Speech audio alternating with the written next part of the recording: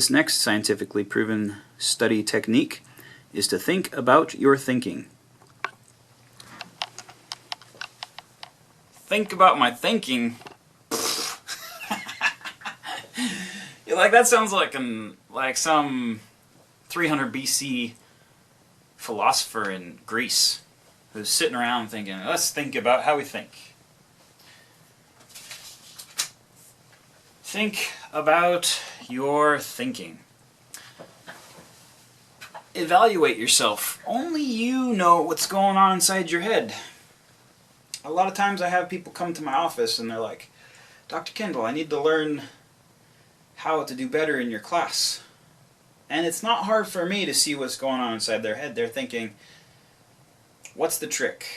What's the way that I can get a better grade? What's the shortcut? I need a better grade. They're negotiating for a better grade.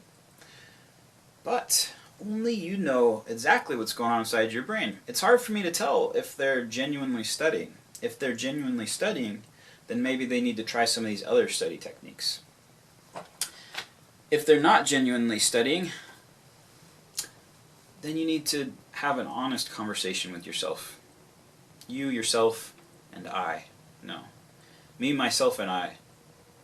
I then need to have a conversation with me and include myself, and all three of us gather at the table and look at each other and shoot straight. Evaluate yourself.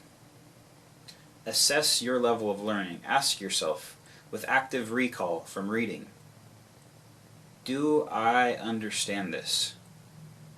And if there's panic in the room with just you, yourself, and you, me, myself, and I, if me and myself and I are sitting around thinking about how we think, and we say, I don't really know that, we can choose to have some stress over that.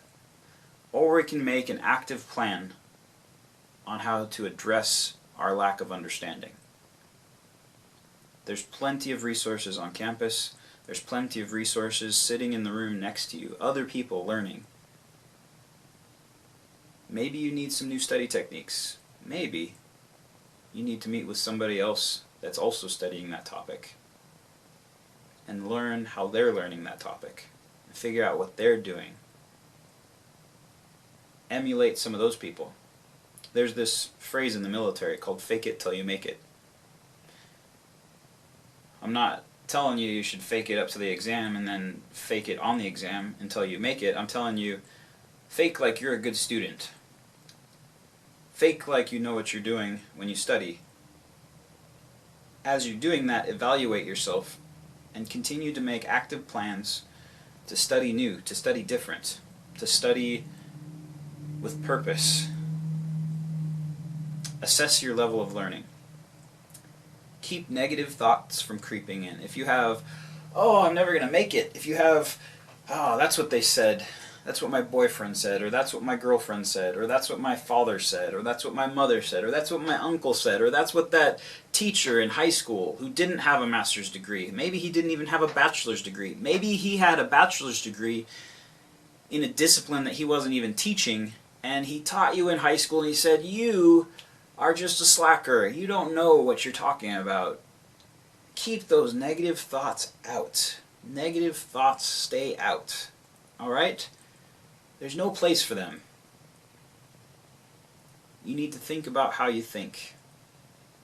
And if you're giving in to that negative pressure, if you're not assessing your own level of learning, and you leave it to me to assess if you're learning things or not, and you leave it till it comes down to that exam, and I need to access whether or not you've learned it, and you haven't learned it, between you and me, that's on you. You had many, many days before the time of learning to be able to assess whether or not you really understood something, to be able to ask yourself some questions, to be able to read some material on that content. I have great pains over that moment. That's why I'm making these videos. Call it an intervention. I really love you guys and care about you. But think about your thinking.